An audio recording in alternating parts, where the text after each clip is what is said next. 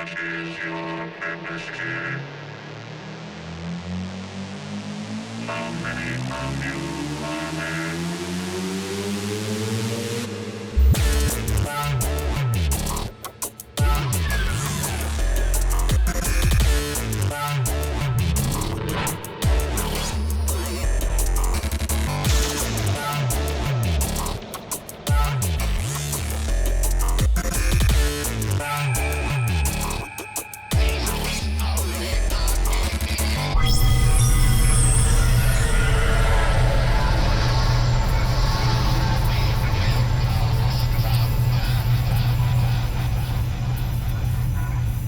Welcome back. Episode 2 of our journey into This Island Earth, the classic 1955 sci-fi slight horror. Is there any horror involved in this? It's a big monster with a big brain. She screams once or twice. Yeah, I suppose if we put it into the context of 1955, there would have been horror. Yeah, a little swamp. A little scary. Swamp monsterish. Yeah. And this is episode 2 of our show, our 3-part journey into the narration, the trivia, the facts and figures, basically our impression of the film. And last episode we had a look at the narration through Dan's segment, What the Plot? And now we're about to have a look at that narration from a different perspective with Rick's segment, which is, tell us, Rick, what's the name of the segment again? The Lost Sofa. I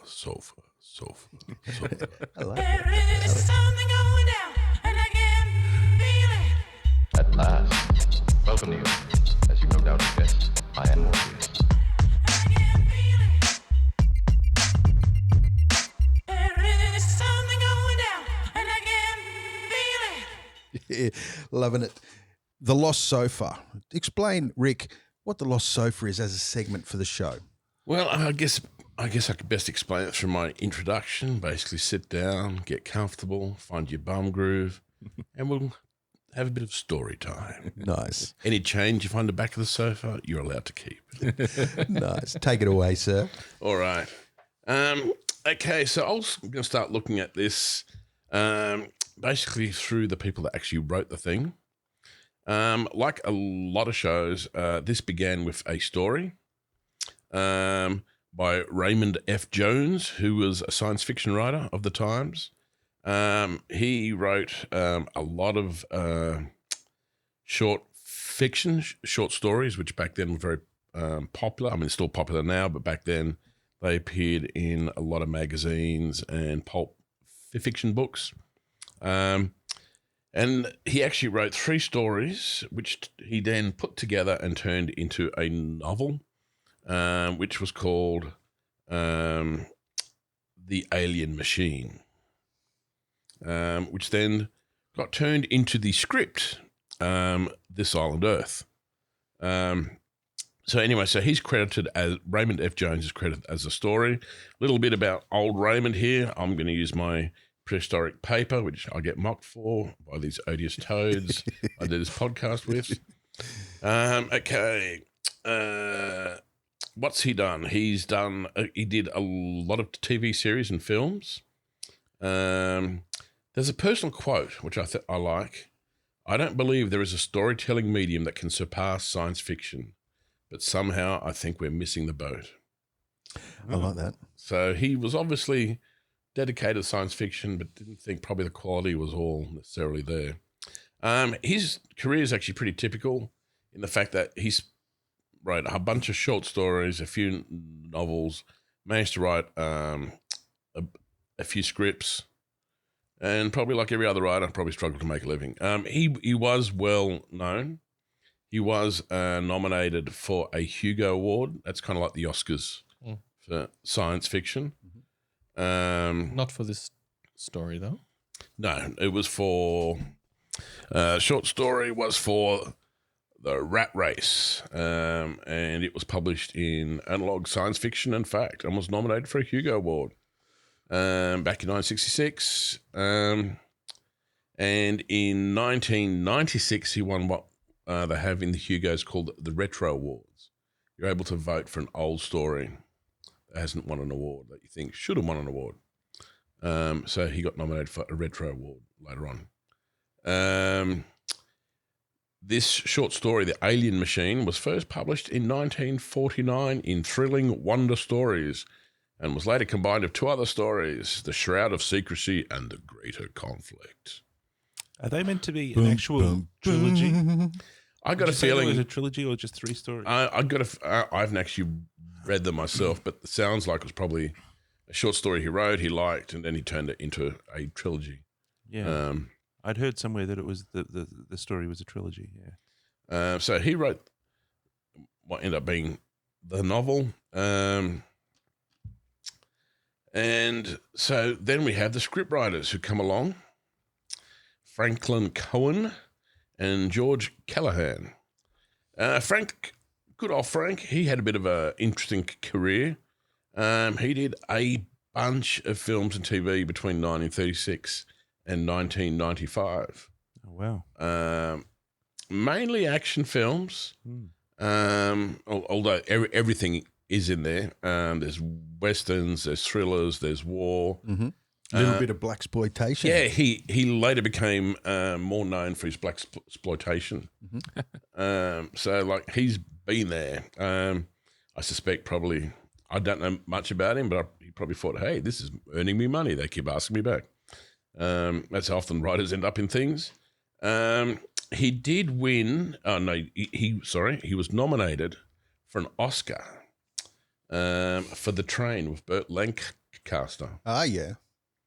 Which is, for those of you that don't remember The Train, I remember the movie. I didn't realize it was called The Train. When I looked it up, I thought, that film.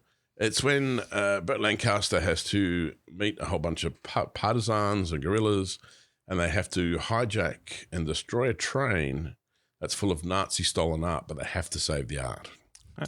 Yeah, that rings a bell. I think I've seen it Yeah. in some post-midnight sofa surfing scenario. Yeah. And that was, so he was nominated for an Oscar, which is pretty cool. Directed by John Frankenheimer. Yes, there you go. Which is an awesome name. But he's like Raymond F. Jones, obviously around the same time. They both started in the 1930s. One of his more famous films is actually this one, This Island Earth, Old Frank. And he reportedly had to add what I quote here, the pivotal character of the mutant at the studio's insistence. It's that pesky studio mechanism stepping into the creative's world. Was it a good decision, you reckon? Well, the two main actors, Rex Reason and what's the other guy? Morrow? Jeff Morrow. Jeff Morrow. Mm-hmm. Apparently, in interviews, which I thought was kind of surprising, said that they had to hold back during the filming because they thought it was ridiculous. Oh, really? I think they also said that during the screenings, the first screenings, they couldn't watch in the theatre. They had to leave the theatre. They thought it was so cheesy and crap. However, for marketing, that thing was brilliant. It was I think it's gold. Really, Yeah, that's because why it's I asked such an the iconic question, thing. yeah. It was really important for posterity that we now talk about this film. Yeah. Makes you wonder if it didn't have that in the film, would it have been the cult classic that it became? Yeah, that's what I'm saying. No, you made me lose my thing. Oh, sorry, mate. With you and your zeros. Mm-hmm. Anyway, so the other screenwriter was George Callahan. Didn't find out too much about him. He had a credit as a producer for some things. Did a bunch of action films, but didn't seem to do anywhere near as much as his fellow scriptwriter Franklin Cohen. So we have this thing that's basically started off as a single short story that turned into a trilogy of short stories that then got turned into a novel that then got turned into a screenplay. I would have liked to have found out how they found, how it went from being a science fiction novel into a screenplay. Someone must have read it somewhere and optioned it, I'm assuming. Did they write it together, or was one scriptwriter replaced with the other? I got the feeling they co-wrote it Okay. but I could be wrong. It's very common, isn't it? The someone will start the process and sometimes innocently just move on to another process. They've only got a small window of time. Yeah. Other times, a little bit more volatile. I think famously Gladiator had 16 writers or something like that because no one could satisfy Russell Crowe's requirements in the story. There you The go. the guy that finally got credited with the most sort of writing cred for that film was the guy that learnt how to talk to Russell Crowe properly. A bit like that Superman film that never made it out. Oh, went through. The documentary, Yeah. the day that Superman died, Yeah. or the day that Superman Lives died. Yeah, something like I that. think it was going to be Superman Lives. It was a Tim Burton film. Yeah. It's a very good documentary. Continue. Anyway, so some other interesting things about the writing. Where were we? It was originally the sequel was in the works, believe it or not. In 1956, screenwriters Franklin Cohen and producer William Allender submitted the script titled Aliens in the Skies. But it was basically considered too expensive. Might it have been the Zargons actually now coming to Earth after having destroyed Yeah, that would be a good Exeter's world? possibly. But no, the world will never see it. All right.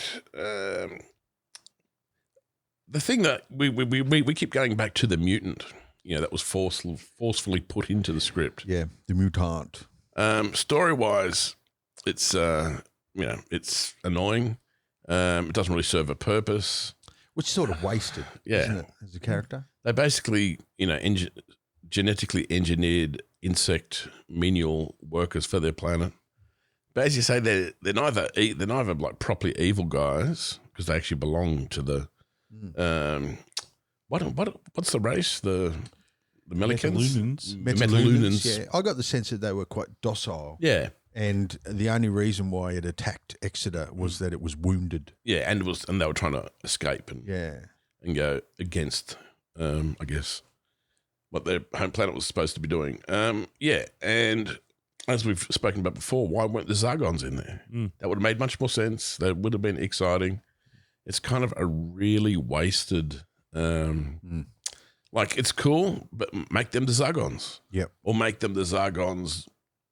Foot soldiers, or give them a purpose. They sort of deliberately dumbed them down and made them an also-ran character when they could have really, they could have implemented all sorts of things that made them more of a threat. Yeah, that was just a huge missed opportunity story-wise. Yeah. I think culturally it's huge because now, even the game Aliens Destroy Humans or whatever it is, they look like that. It's the big brain thing. Yeah. It's in that 20 million cartoons and films and Destroy all humans. And has been reused in other films. Yeah. It's become a trope. Space Jam and other films have reused that alien. Yeah, it's become a trope. So And it's the only monster listed in the Universal Pictures list of monsters that is not from a horror film. Oh, cool. It's the only one That's that is pretty actually impressive. it's like in this with Frankenstein and the Wolfman and all the others. Yep. It's in that list of the famous monsters. I think I remember reading it somewhere that creature as a character, as a prosthetic sort of character, appeared in some other films around that time. I don't think that's the only film it was in that period. I didn't read about that. Yeah, I think I saw it somewhere. And I think I saw it somewhere away from IMDb as a source of trivia. I'm not sure. But yeah, I'm pretty sure it appeared as a bit of a cult piece. yeah, Yeah. it basically became the grey men. I think of the. So there were some 1950s. opportunities missed in this narrative, wasn't there? This narrative put people in and then didn't do anything with them. And it was a slow boil there was so much backstory, or 70% of the film, as Tom was alluding to earlier, before the action actually started, before laser beams started annihilating cars and people running and screaming and that sort of stuff. It was a real slow boil leading up to that. And I think it probably could have happened a little earlier, and then we could have explored a little bit But more not on Metaluna. uninteresting. Not uninteresting. No. It's very well told story, very well filmed Paced. story. Good editing. It's very well done. However, if you expect from the posters and the trailers to see UFOs and aliens, you sit there and wonder where the goodies are coming. I think, yeah, you didn't get to the aliens till easily into the third act, but I thought it built up nicely. I mean, you had atomic ray blasts and that green, that green when his jet rocket Yeah, was the in trouble beam. right at the very start. So, in a minute, inside of a minute or 2 minutes in the story, you had alien laser beams happening. It's almost like it's trying to be two films at the same time. Yeah. It's got the slow build of almost Is that a coincidence that there were two writers? could be. Isn't it Yes. often the way when we see multiple directors and multiple writers that Because- we get this duality, this multiple sort of sense of storytelling? Yeah. Because you have that slow build XCOM like mystery. The whole secret base run by aliens for secret agenda to help their planet, blah blah blah. Collecting scientists from around the world. Which is all kind of subtle and interesting, and what's going to happen, and It could have been two films. You could have split it into in today's tentpole cinema world that we live in. We probably would have seen this as two films, wouldn't we? We would have seen it as the first film, which was really Earth based, and it's all about those scientists collecting those scientists, building that machine that story. And then the second part, or like the first one, would probably end in a cliffhanger where they're called. Most of the scientists die. The ones we've grown to love Seeing and as stuff. it's based on multiple short stories, I wonder if that's what the alien machine was. Might have been just on Earth, that part. Well, it's interesting that you look at the like I said, I should have read the short stories, but I haven't. The first one's where are Alien we? machine? Yeah, the alien machine, which probably is them building that supercomputer from a mysterious benefactor. Then we go to the Shroud of Secrecy, which is probably the base. Yep. Working on the base, all very secret. And then we get to the science fiction action flick aliens and flying saucers with the greater conflict. Yeah. Makes sense. Yep. So when you divide it that way, it's kind of like because you could see how the first bit where they get this mysterious stuff in the mail and they keep asking for more and more comes, and they build this thing they don't even know what they're building. Yep. That's a short story there. Yeah. And then you find out it's an alien, and they're trying to, they just auditioned you. But They sort of worked it into a 3-act structure, didn't they? Yeah. and then you have the whole secret base. What are they trying to do? What's their agenda? Blah blah blah. Yep. And then we go, all science fictiony aliens, Fly off to a explosions. different planet. So you can see the three segments, but they just don't sit together well in this film. Yeah. I didn't think. You gentlemen disagree? You think they sat well? It was a little clumsy. The structure, the writing, as Tom said, like it delivered on a lot of levels, but yeah, it felt a bit clumsy in places. It's that abrupt, non-conclusive. Let's go from here to there really quickly and not really have much of a bridge. And we see that in a lot of these old films, especially when they roll the end and there's no sort of conclusion. We've talked about that before. It felt a little bit like that, where we sort of jumped without resolving some stuff. Yeah, they spend, even the build-up happens during the flight to Metaluna, right? So they have this really convoluted thing about the two planets having different pressures. So they have to go into tubes so the bodies get readjusted to the Metalunan pressure. They get magnetic handrails that their hands for some reason get magnetically attached to. And they go through they have this elaborate thing, this build-up of I have to go to this planet, we have to transmogrify our bodies. And then to get to the planet to realize, this is going to shit. Let's go back home again. And then we have to go It's through just that such process. a letdown at the end. Yeah. And I think that's probably the mutants are let down. They go to the planet only to find out, we're too late. Now we have to go back home. That's kind of like turn around. such a letdown. And then the main character, as we discussed, doesn't even serve the purpose of a main protagonist. He only reacts. He never initiates anything. He's just reacting. He has no empowerment. He just kind of truddles along. Stuff happens. He's like our vehicle to watch the story. Yeah. He almost has the actions of a sidekick, but he's the main person. Another thing about the story is that there was only sort of one thread in it. Yeah. There wasn't like 3 stories going on simultaneously or 4. Yeah. I think that was a good thing though, because it made the story clear to follow. It was Yeah, very well yeah. told, very good cinematography. Another thing about the cinematography to add is that they made it in 1.75 aspect ratio, Okay. but they filmed it so that it could be shown on 2:1 aspect ratio films. right. So every shot is so composed in such a way that you could lose the top and bottom to letterboxing, and still have the entire shot in frame. Yep. That's interesting. And we saw a lot of that It's a bit of trivia here, me trying to claw my segment. when we moved from the 4.3 to the 16.9 world. We see that crossover had a transition period where things really had to be produced with both. a mindset for both. Yeah. And now we're heavily just a 16.9 world. Mm-hmm. So to hell with there was a precipice, I guess. Once we crossed it, we thought, well, to hell with anyone that's 4.3, we're going to make. So I guess for this sort of stuff, they had to do the same thing. They had to go through those design processes. All right. Okay, going back then, there's a whole bunch of weird stuff and science inaccuracies in the Oh, film. good lord, yes. I just want to quickly go over these. Well, for me, the first thing was that this nerd flies around the jet plane. Like, is he Tony Stark? Like, what? Seriously? Yeah. No, he is. He's But he's kind of made to be he's got a flock of reporters around him. I kind of went, yeah, okay. No one gives nerds jet planes now.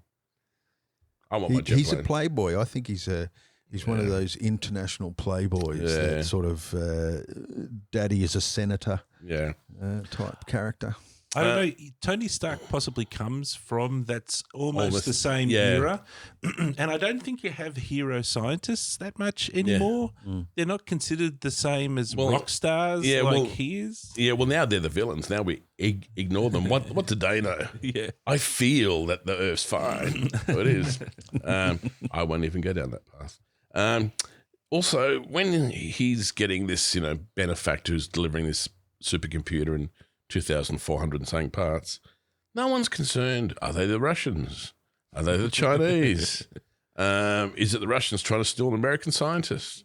It's the 1950s. Yeah. If they ate beef stroganoff, people got suspicious.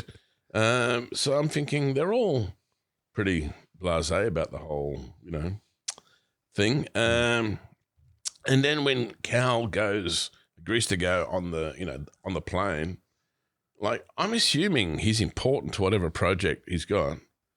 Like, he's a pretty shit employee. It's like, no.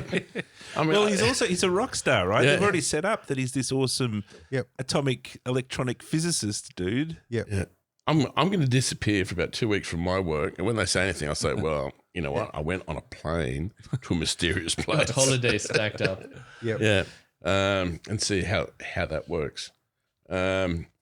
Then we have, let's see, when they're leaving planet Earth and they go through the thermal layer that we basically call our atmosphere, and they show Earth in the very distance. That's big atmosphere we got there. So that happens way too late. Yeah, yes. But I guess it's 1955. People really maybe didn't know that much, so it's okay. Then you have the cat. That Earth, sorry to interrupt. Yeah. I hate doing it, but the Universal, this is a Universal film. Yeah. You know the Universal logo, which is a planet spinning? Yeah. That is that very planet spinning. Oh, cool. From the opening of the Universal graphic. title. It's the same model Yeah, that they yeah. when they filmed the Universal logo, they That's used pretty that cool. same Earth model for this film. As when they speed away from it. There you go. I'd like to know which one came With first. North America Did they being make the model exceptionally for this film? oversized. Yeah. Did this film make that model and it became No, I don't think the so. Universal model? No, I think the Universal model existed already. They had it Yeah. in the shed out the back Yeah. of the lot somewhere, and then, hey, you've already got one. Because Yeah, this why isn't build a new planet? We got one. There's This one out in isn't- the shed. this isn't a Universal Pictures. It is. No, it's not. It's RKO. No, it's Universal, isn't no, it? it's thought it was it's, Universal. It's Universal International, so it's a different studio. Back in 1955. Universal Pictures still existed, but Yeah. Universal International was a subsection or a side. They weren't the same thing. Yeah, but I would love to know. Yeah, which came first? Then we have the fact that it's Kitty cat. well, no, the depressurization. You were talking about the cat Oh, the just cat. Yeah, Neutron. And Dr. Adams says, we call him Neutron because he's so positive. Neutron's scientists. a They are neutral. being brainwashed. They have no clue what they're doing. That's why Exeter realized brainwashing ain't good for them. You have to stop but brainwashing them. she wasn't brainwashed. No, yeah, true. she was maybe after that comment. She just didn't trust Cal at first. Yeah. So no wonder they're not getting anywhere and the planet is doomed. None of these neutrons are working. Yeah. They're not positive. Bring me a new neutron. Then when they do the depressurization, you've got some aliens stepping out who've now been pressurized for the planet. Yeah. So you got people pressurized now for the planet. That's right. And people who are still from Earth Who are doing the controls. in the same room. In the same room. One of them should be turning to goo. That's right. Yep. Yes, that's right. The science is pseudo, to say the least. Yeah. A little bit, they got their wires. It's like they made a real effort. The whole let's step in the tube with the magnetic hand holders almost feels like that whole thing only exists so that later on we could have the spooky monster creep into there while they're stuck in the tubes, because it makes for a suspenseful thing. And then in order for that to work, we had to go back 20 minutes into the film and make everybody stand in the tube for a minute. Being magnetically attached. Yeah. I suspect, because 1955, people are already pretty hardcore into their science fiction. So I'm not going to blame Raymond F. Jones, the original story writer, for this. I'm going to blame old Frank and George, the script writers. That's my money's on. Yeah. In the show's defense, a little bit, they mention neutrinos. Yes, that's what the Interocitor shoots. Yes. Yeah. Neutrinos. Yep. And I was thinking, okay, neutrinos, they're like a real thing. They are. But I'm pretty sure that about 0% of the population in 1955 who have no access to YouTube or anything like that would have no idea what a neutrino Which is why they can is. do such shit with them, because neutrinos go through a light year worth of lead without hitting any other atom. Yeah. They go through everything. So the fact that they shoot a hole in through a little bit of lead, 1955 audience might not have cared. Yeah. So the things that they're like that people are likely to know, they kind of get wrong, and then they talk about things that people have no idea of that they're likely to. Even what our understanding of real science in 1955 was different to what it was in the 70s, and even different to now. So our understanding of some of these things that today we look at and go, oh, yeah, we've known that forever. We didn't know it forever. Like there's some things that we really only understood once we jumped into certain sciences. So, a lot of this stuff is a leap of faith, but I like the fact that they're trying to incorporate some science into it. How about turning a planet into a sun by bombarding just enough mass onto it? With comets. With meteors or comets. meteors. Just throw enough mass on it and it will eventually turn into a... But how much do they have to throw onto the bloody... Well, no, I could believe that. But in the movie, it happens over the space of about 90 seconds. Yeah. So but that's where and spaceships individually bringing little meteors and dropping them. You know? That's right. I think Metaluna might have been a gas giant. Very close to a brown dwarf or something. Maybe that's it was why something. the pressure was so big. Maybe That's why they had to do the pressure changes. So it's a gas giant that's already very close to being a sun, and they just have to accrete enough over the material to tip it over the edge. Yes. Yep. So science makes perfect sense there. Excellent. Yep. I agree. And I'd like to end this section on a little sub-segment I call Smash the Patriarchy, or how to piss off women really quickly. At about 14 minutes 40, Cal's assistant, Mr. Wilson. Oh, his wife? Little Joe. Yeah. My wife would love this. Oh, Joey, yeah. She would take off. Where he says, because they talk about a push button technology and they Joe was his Robin. He was Batman's Robin, wasn't he, in this film? Yeah. And basically he makes a crack that if that was really the case, his wife would put on some pounds because she would no longer have to do housework. Yep. And I'm like, okay. Just before 32 minutes, Exeter, when he's talking to, when Cal first arrives at the base and they're sitting at his desk, he's got Dr. Rachel Adams. And that was good. They had female scientists. They were aware. But when Exeter's talking to him, he's saying, I have gathered men of vision, men of this, men of that, and together. And I'm thinking, you got a female scientist just there, dude. In the room. In the room. The hint is a skirt.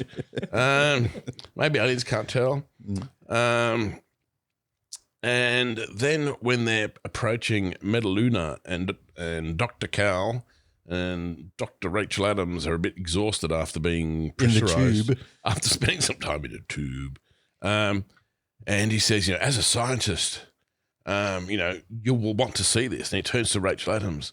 And as a woman, you'll be curious. And I thought, well, she's a scientist too. It's almost like saying, There's either or. You can be a scientist, you can be a woman, but you can't be both. Yeah, I'm just waiting for him to say, maybe, as a woman, you'll be inspired to make us all lunch. A sandwich. Yeah, it's just...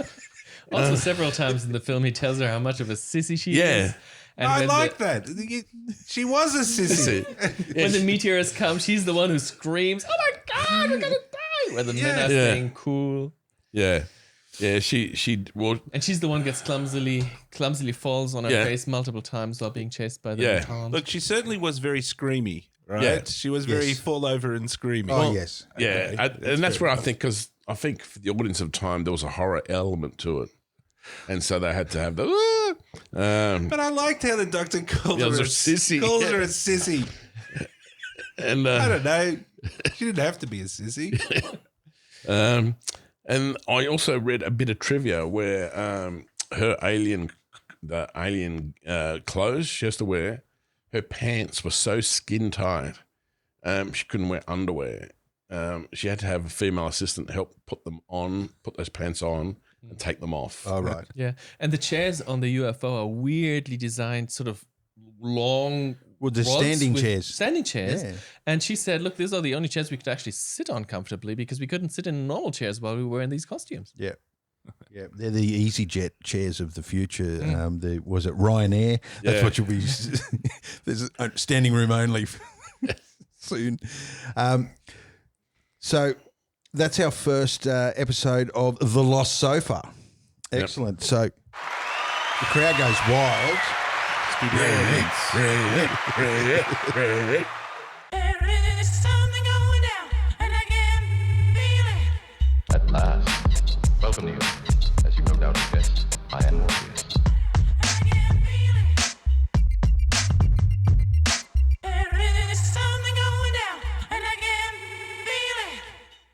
So that was great. Our first episode of The Lost Sofa with Rick Legato taking us through some of the narrative facts and figures and foibles of the storytelling process for this one.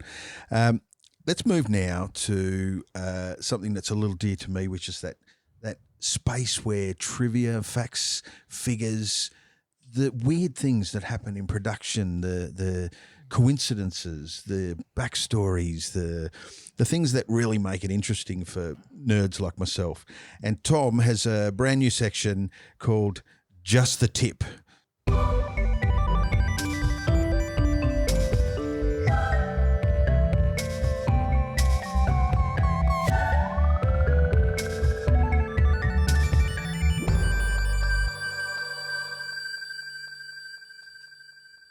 So for this, I thought, well, this segment is about trivia and interesting things that happen on set or about the actors. So I thought I might start. I often, in previous episodes that we've done with the show, I've said I'd like to give you the German title of the film. Because awesome other language movies don't have to translate their own film. Mm-hmm. So the movie that I've grown up being in Germany, I knew this film as Metaluna 4 antwortet nicht, which translate as Metaluna 4 is not answering. And that's the title we Germans grew up with. Love it. At no point do they try to call them. They're always in communication with Metaluna 4. Yeah. It never does not answer, but that's the title. When am I not entertained by the German version of the actual title? It's always worth mentioning, looking those up. Yeah. So then, the first place I go to is usually the IMDb trivia thing, and there was not much on this film. Mm-hmm. Really, it seems to be a pretty straightforward production, pretty straightforward special effects for the days. Very, very, very fantastic special effects, but nothing. They've done rubber monsters before and so on. So I started looking into the actors. First main actors are Dr. Cal. The actor's name is Rex Reason, which is probably one of the coolest names you could actually have as a real name for an actor. Yet studios at the time decided to give them aliases. Okay. So this guy who has that fantastic top billing name of Rex Reason for the first few movies was actually called Bart Roberts. Yeah. His name was just too exciting. It's just, studio just changed it for you. He didn't even know that happened, and so he pleaded with the studio to get his old name back. And after two movies, he got it back. Same with Faith Demerg. She's the female. She's Dr. Ruth, and she was Faith Dawn for the first few movies before she actually was billed at a proper name. So there was a time where So they changed that one's the name. better. yeah. What, the new one? No, Faith Faith Dawn. Dawn is Faith better than Dawn. what was Bart. Faith Demerg, you don't even know how to pronounce it No, properly. you don't know how to. Yeah. Or spell it. Yeah. Bart was shocking. Like, what was his last name? Bart Roberts. Roberts. Come on, Rex Reason is no. He had yeah. Anyway, He had identical a twin. brother. Yeah, That I was don't also- think they were identical, Ah. but people did tend to confuse the two. But I And don't he think was an they actor were. as well. Yeah. Yes. I forgot what his first name was. Oh, he's very cool first Yeah. name as well. I forgot. Yeah. Anyway, other actors in this film of note, we've already mentioned the the professor from Gilligan's Island. Mhm. And going down the list, there's one shot where with Bob, the assistant, receives a parcel. This is the big catalog that Dan was mentioning earlier from a postman who delivers the parcel to the laboratory. Delivers the book, I think. Yeah. Joe.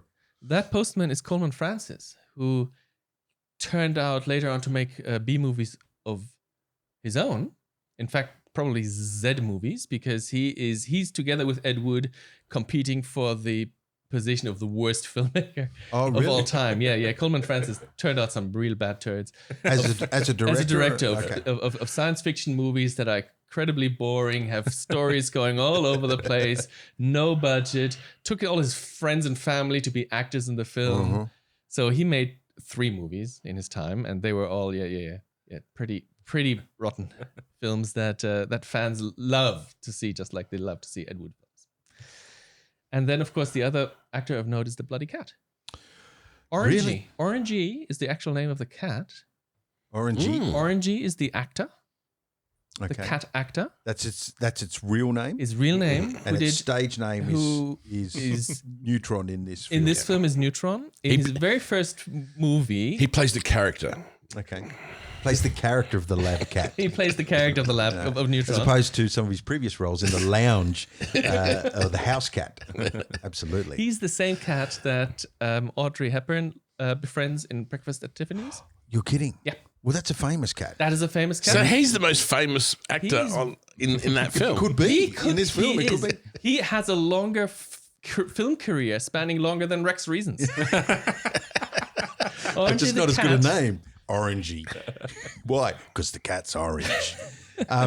That cat in Breakfast and Tiffany's has a really powerful role at the end of the film. Yeah. Like that whole premise of she throws the cat out of the cab in the rain. It's pouring rain. And she's just hell with the cat and throws it out of the cat. And he gets out of the car and goes back to find the cat.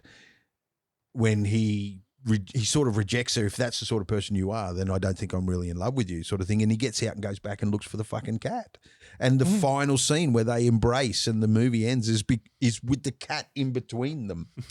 It's a very famous cat. Famous cat. He also played Mushy in The Diary of Anne Frank.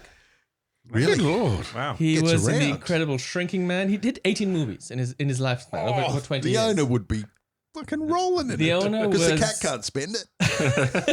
Yes, the cat got 2 Oscars. What? There is a cat. There is a. Not a cat Oscar. Yes, there is. There's an animal Oscar? An animal Oscar. It's called the Patsy Awards. I guess we had animals that were heroes, main credited characters like Benji, Rin Tin Tin, Yeah. Lassie, Yes. Black, And there was Black Beauty. there were animals who sacrificed their life essentially for films. There was a horse that died on a shot of a film, and they wanted to give that horse posthumously award, and that's how the first Patsy started. The Patsy is the picture animal top star of the year. Wow, I didn't And know so that. an annual award, which was the equivalent for animals Wow. to the Oscars. And they had different categories. They had carnivore, herbivore, they had other. They had different categories. Probably not on the main night. Just like the VFX happens a week before. I'm pretty sure they're not having the Patsies on the main night. of the Probably not. Oscars. They had their own little things. But yeah, Orangey won 2 of those. He's the only cat ever to win 2 Patsy Awards. So when Lee Harvey Oswald was dragged out of the cinema and arrested after John F. Kennedy's assassination, he was famously heard to say, "I'm just a patsy." He's literally referring to that phrase. I'm just an animal. I'm just trained to do what I do. Yeah, Yeah. I'm a stand-in animal. And in fact, the very first film that Orangey was in, he was the main character in the film. The film was called Rhubarb. And that was And it the was cat. about the cat Rhubarb, Okay. whose owner dies and bequeaths upon the animal all his fortunes, including the ownership of a baseball team. Well, that story's been retold a bunch of times, hasn't it? Where the animal inherits the fortune, and then the Weasley little money grubbing members of the family try to take out the animal, and various other stories. I can't believe that the most famous character, a famous actor in this film, is a One cat. of the most successful ones is Is a a bloody cat. cat. 18 credits. Yeah, more than Rex Reason did. At least more years, from 1951 to 1967. He ended up doing a lot of TV stuff. He was in Batman, Wow. TV show. Oh, I think I remember a cat. Oh, in- you're just in- saying that now. No, I think I do. They have I'm heaps of pretty cats sure in Batman. in Every the- time Catwoman shows up, No, there's a in cat. the mansion. I'm pretty sure there's a cat in the mansion. I'm pretty sure there's a Yeah. that it that could be a colour tabby cat in the Yeah, mansion. Alfred normally Yeah, feeds the cat. Yeah, I'll have to have a look. Well, for that. I'll be. Yeah, Very famous.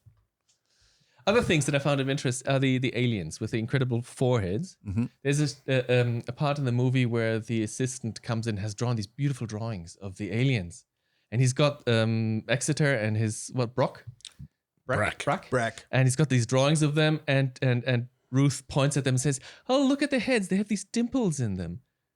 That's right. Completely ignoring the fact that they're fucking 7 inches tall. That's right. And the That's right. entire film, they completely. There's a cinema trope called failing the spot check. That's exactly what this is. These are things with 7-inch foreheads, Yeah. and nobody ever questions anything. I remember that scene in the film where it took a drawing for them to realise that. They just, but they You've only been mention talking to the these dimples. people.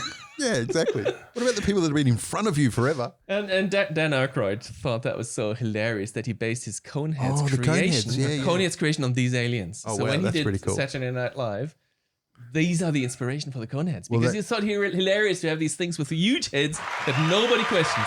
It deserves a round of applause. That's exactly the type of thing that we want to hear in this particular segment. Those pathways are awesome. It was really good. The flying saucer design, you see one going up there. Oh, the That- timing's perfect. That was based on the McMinnville UFO. Right. There's some UFO photos from 1950 that a farmer photographed. I know the two one. images. I know the one. And at the time, to this point, nobody has actually exposed those images as a hoax. Yeah. But enough skeptics have gone saying, look, there's a power line right above that. Yeah. And that UFO looks exactly like the mirror of a Ford, Ford automobile that it's just a car mirror suspended from a wire. Yeah. But at the time, this was only 5 years ago, and there was a big hubbub about those photos. And so the designers designed those spaceships to look like That's pretty cool. them from that image, yeah. Yep. I noticed a story parallel just between this movie and a film that we discussed on the show before, where somebody gets drafted by aliens, gets a test, has to pass the test to get Yes. taken by aliens to help them win their interstellar Win war. their war. Yeah, It's the Last Starfighter. it's the Last Starfighter. Absolutely. With the Excalibur test almost. Yes. So this is the nerd version of the Excalibur test where there's no physical prowess really. And we could question whether Cal could even build the damn thing without Joe. Maybe Joe did all of the hard lifting. Cal did a lot of pipe smoking in the background. Or maybe Joe's wife. Maybe Joe's wife did a lot of the lifting. But yeah. yes, the Excalibur test to qualify for the Yeah. program, for the space program. Play a video game. But I think, Starfighter is a new retelling of that film, maybe a bit more successful. Yes, Yeah. yes. Maybe we should bring into question the writer of Last Starfighter, who is self-hailed as a genius as far as coming up with that story. So that is our first episode of Just the Tip with Tom Magill.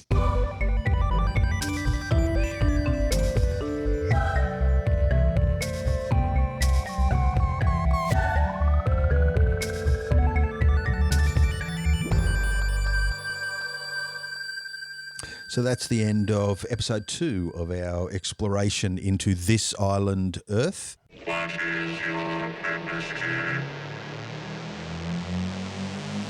How many of you are there?